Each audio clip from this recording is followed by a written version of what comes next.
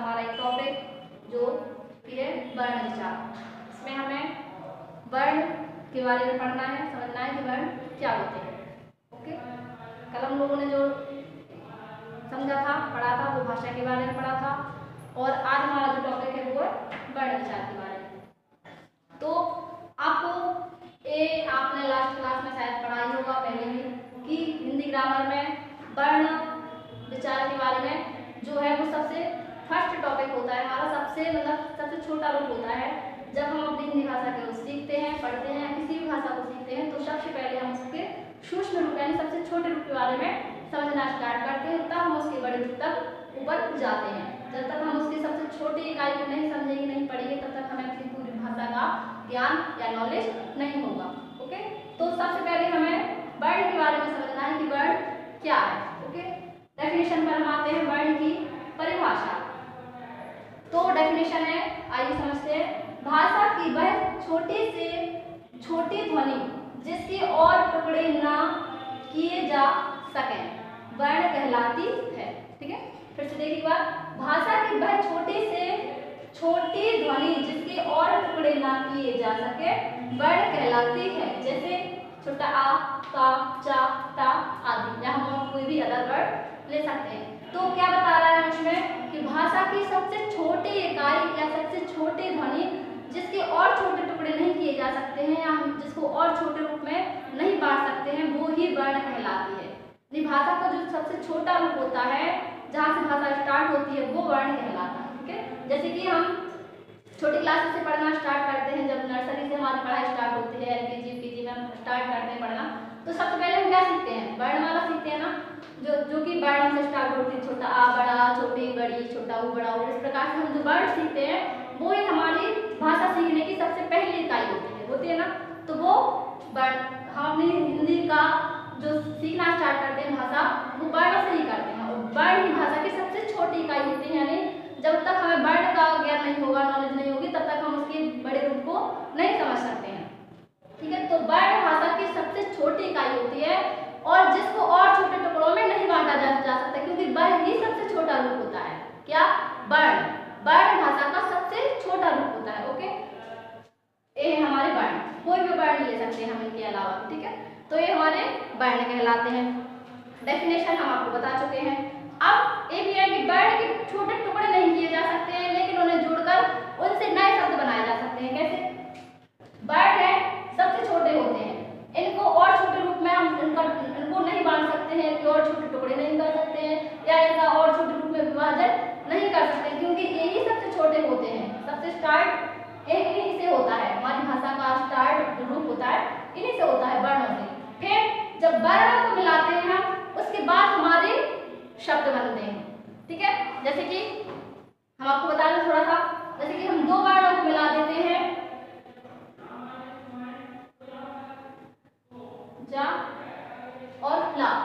तो जा एक वर्ण है और ला एक अलग वर्ण है। जब हमने इन दोनों वर्णों को मिलाया है, इन दोनों का मेल किया है, तब हमारा एक शब्द बना है, जल, जो कि एक शब्द है। ठीक है, जल क्या है? एक शब्द। इसका और छोटा रूप में भी हम विस्तार से वर्णन कर सकते हैं, थोड़ा सा समझा सकते हैं आपको। जैसे जो जा बनता है वो जा और आ से मिलकर बनता है, और जो ला है वो भी ला और पीछे आ की ध्वनि निकल रही है, इसमें निकल रही ना। हम कोई भी वर्ण बोलते हैं, जा बोला जा, तो उसमें आ का वर्ण की ध्वनि निकल रही है। ला बोला तो ला में भी पीछे आ की ध्वनि निकल रही है, तो एक पीछे इनकी ध्वनि होती है। ठीक है, इन्हीं ध्वनियों को मिलाकर आपस में फिर एक शब्द बनता है। ठीक है, तो जा और ला मिला के क्या बन गया आपका? जल, जो कि ये क्या है? शब्द है। ठीक है, तो वर्णों को मिला के क्या बनता है? शब्द। ओके, जब हम छोटे छोटे वर्णों को मिलाते हैं, उनको आपस में जोड़ते हैं, तब उनको मिलाने से शब्द बनता है। और शब्दों का योग भी कैसा होना चाहिए? सार्थक होना चाहिए, यानी जो हम वर्ण मिला रहे हैं वो कोई ऐसे होना चाहिए जिनसे कोई ऐसा शब्द बने जिसका कोई मीन्स निकल रहा हो। कोई हमें ऐसा शब्द नहीं जोड़ना, कोई ऐसा वर्ण नहीं जोड़ना है जिनका कोई मीन्स ही नहीं निकल रहा हो। ओके, तो भाषा की वह छोटी से छोटी ध्वनि जिसके और टुकड़े ना किए जा सके वह वर्ण कहलाती है। और वर्णों को और छोटे रूप में हम नहीं बांट सकते हैं, वर्णों को मिलाने से ही हमारे शब्द बनते हैं। ठीक है, अब हम आते हैं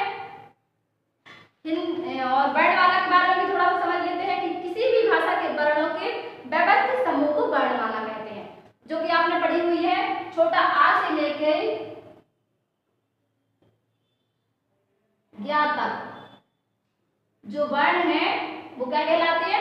वर्णमाला। सार्थक सब वर्णों का जो सार्थक समूह होता है, यानी किसी भी भाषा के वर्णों के व्यवस्थित समूह को वर्णमाला कहते हैं। ठीक है, जो कि हम आज लेके ज्ञातक जो हम वर्ण पढ़ते हैं, जो उनको क्रमबद्ध रूप से व्यवस्थित रूप से हम पढ़ते हैं, वो हमारी वर्णमाला कहलाती है। ओके, और अब हम आपको बताते हैं कि हिंदी वर्णमाला में कुल 52 वर्ण होते हैं, यानी 52 वर्ण होते हैं, जिनमें निम्नलिखित वर्ण शामिल होते हैं। हिंदी वर्णमाला में हमारे कुल कितने वर्ण हैं?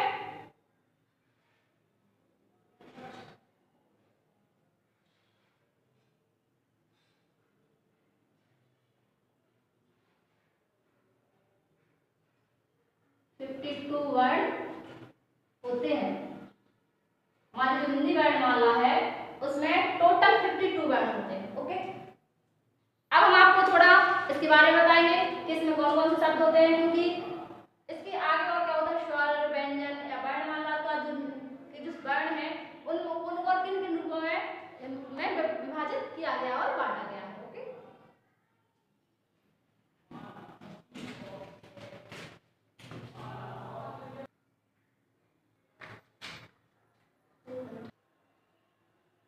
ओके स्टूडेंट्स, तो अब हम देखते हैं, अभी तक हमने हिंदी वर्ण के बारे में पढ़ लिया है कि वर्ण क्या होते हैं। हमारे हिंदी भाषा की सबसे छोटी ध्वनि को वर्ण कहते हैं, जिसके और छोटे टुकड़े नहीं किए जा सकते, तो वो हमारे वर्ण कहलाते हैं। वहीं से हमारी भाषा की उत्पत्ति होती है या निर्माण होता है। ठीक है, फिर हिंदी वर्णमाला के बारे में हमने पढ़ लिया कि हमारी हिंदी वर्णमाला में जो कि छोटा से लेकर गैगनी तक हम सीखते हैं, छोटे में जो हमारी छोटी क्लासेस से हम स्टार्ट करते हैं अपनी, तो वो छोटा से गैगनी तक हम वर्णमाला सीखते हैं। अब हमें बताना है कि हिंदी वर्णमाला में टोटल 52 वर्ण होते हैं, कितने? 52।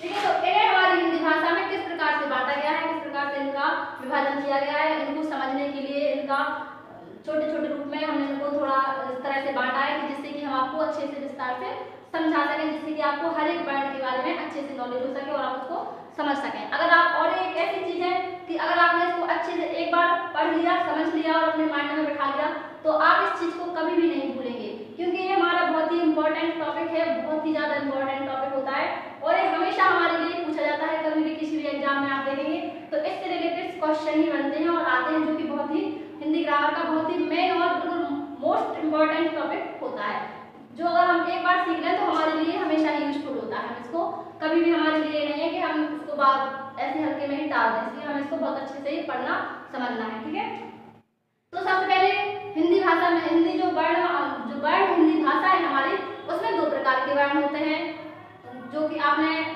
पढ़े हैं, स्वर और व्यंजन। यहाँ पर भी लिखा हुआ है कि हिंदी भाषा में वर्ण 2 प्रकार के होते हैं, एक तो स्वर होते हैं और एक व्यंजन होते हैं, जो कि हमारे जिनसे ही मिला के हमारी पूरी हिंदी भाषा का निर्माण या उत्पत्ति हुई है। इन्हीं के द्वारा हमारी पूरी हिंदी भाषा का निर्माण हुआ है। पूरी हमारी हिंदी भाषा इसी के अंतर्गत आती है, स्वर और व्यंजनों को मिलाकर।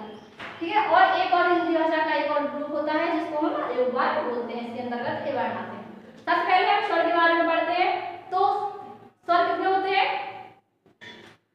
11। हिंदी भाषा में टोटल 11 स्वर होते हैं। ठीक है, छोटा आ, बड़ा आ, छोटी ई, बड़ी ई, छोटा ऊ, बड़ा ऊ, ऋषि वाला, ए, ऐ, ओ और औ। ये टोटल 11 वर्ण जो है वो स्वर कहलाते हैं। ठीक है, स्वर के बारे में थोड़ा सा बता दें तो स्वर वो वर्ण होते हैं जो अपने आप में पूर्ण स्वतंत्र होते हैं। इनका प्रयोग करने के लिए हमें किसी दूसरे वर्णों की सहायता की आवश्यकता नहीं लेनी पड़ती है, ये पूर्ण स्वतंत्र होते हैं, इनके लिए हमें किसी भी दूसरे वर्णों की सहायता नहीं लेनी पड़ती है। ठीक है, फिर आते हैं अयोगवाद पर, तो जो अंग और आहा हम यूज करते हैं अपनी वर्णमाला में, वो अयोगवाद के अंतर्गत आते हैं। इसमें से अंग जो है उसको हम अनुस्वार बोलते हैं, और जो आहा बगल में 2 बिंदी वाला हम वर्ण पढ़ते हैं वो हमारा विसर्ग कहलाता है। ठीक है, अब हम आते हैं व्यंजन पर, जो छोटा का से लेके गैगनी तक हमारी वर्णमाला है, वो सारे व्यंजन के अंतर्गत ही आते हैं, सारे वर्ण। ठीक है, अब इनको हमें इस तरह से पढ़ना है कि जिससे कि हमने इनका इस तरह से विभाजन कर दिया है, जिससे कि आप इसको आराम से समझ सकें। ठीक है, सबसे पहले हम का से स्टार्ट करते हैं, तो जो छोटा का, छोटा खा, गा, घा और गणा, एक 5 वर्ण का वर्ण हम आपको इस तरह से समझा देते हैं जिससे कि आपको समझ में अच्छे से आ जाए। और अगर कोई डाउट हो बाद में भी तो आप हमें कमेंट कर सकते हैं, हम आपको अगेन फिर से राइट करके पूरा दोबारा से भी समझा सकते हैं। सबसे पहले हम का खा गा घा णा, चा छा जा झा णा, ता ठा डा ढा णा, और ता था दा धा ना, पा फा बा भा और मा। ये टोटल कितने हो रहे हैं? 25। ये 25 वर्ण होते हैं हमारे, 25 वर्ण स्पर्श व्यंजन में आते हैं। ठीक है, इनको हम क्या बोलते हैं? स्पर्श व्यंजन। ओके, फिर या से स्टार्ट करते हैं। या का जो रारत का, लालटू का और वावड़ का, ये जो 4 वर्ण हमारे हैं इनको हम बोलते हैं अंतःस्थ व्यंजन। क्या बोलते हैं? अंतःस्थ व्यंजन। ठीक है, फिर शा शलजम का, सा षट्कोण का, सा सफेद काला और हा, ये जो 4 वर्ण है हमारे, ये कहलाते हैं हमारे ऊष्म व्यंजन। क्या कहलाते हैं? ऊष्म व्यंजन। इनको हम ऊष्म व्यंजन के नाम से पढ़ते हैं। फिर छा क्षत्रिय का, त्रा त्रिशूल या ज्ञानी और श्रा श्रमिक वाला, ये 4 वर्ण जो हमारे होते हैं ये कहलाते हैं संयुक्त व्यंजन, जो कि सिंगल नहीं होते हैं, इनको 2 वर्णों से मिलकर बनते हैं, इसलिए इनको संयुक्त व्यंजन बोलते हैं। फिर एक ण वाला आता है और एक ढाढ़ित कर्ण पर बिंदी, ये 2 वर्ण होते हैं अलग 2 वर्ण, ये उत्क्षिप्त व्यंजन कहलाते हैं। इस तरह से टोटली हमारे अलग जो वर्ण है व्यंजन है इनको हमने इस तरह से बांटा हुआ है। ये हमारे का खा गा वाले लाइन जो है का खा गा घा णा, ये हमारी गा वर्ग में आती है, और चा वाली जो 5 अक्षर है चा छा जा झा णा, ये चा वर्ग में आते हैं। ये वाली लाइन हमारी टा वर्ग में आती है। इसका जो फर्स्ट वर्ण है इसी के नाम से हमने इसको विभाजित किया हुआ है, बांटा हुआ, जिससे कि हमें ये पढ़ने में समझने में आसानी हो। तो इसको का वर्ग बोलते हैं, चा वर्ग, टा वर्ग, ता वर्ग और पा वर्ग। और ये इनका उच्चारण स्थान कहलाता है, एक कंठ वो कहलाता है, एक तालव्य कहलाता है, एक मूर्धन्य टा वर्ग वाला, और ता वर्ग वाला दंत कहलाता है, और पा वर्ग वाला ओष्ठ कहलाता है। इनको इसलिए उच्चारण स्थान इस तरह से बांटा गया है क्योंकि जो का वर्ग के जो 5 वर्ण है हमारे, जब हम इनको यूज करते हैं, बोलते हैं, इनका उच्चारण करते हैं वर्णों का, तो इनका जो उच्चारण करने की जो ध्वनि है हमारी वो कंठ से स्टार्ट होती है, इसलिए इनको कंठ इनका नाम दिया, इनका उच्चारण स्थान कंठ होता है। और जो 4 वर्ग वाले हमारे 5 वर्ण है इनको हम तालव्य बोलते हैं, इनको उच्चारण करने का जो स्थान है हमारा वो तालव्य से स्टार्ट होता है। और जो टा वर्ग वाला इसको मूर्धन्य बोलते हैं, इसका उच्चारण स्थान मूर्धन्य है। और ता था दा धा ना है, ये दंत कहलाते हैं, इनका उच्चारण स्थान दांतों से स्टार्ट होता है, हमारी जो वायु है वो दांतों से होकर स्टार्ट होती है।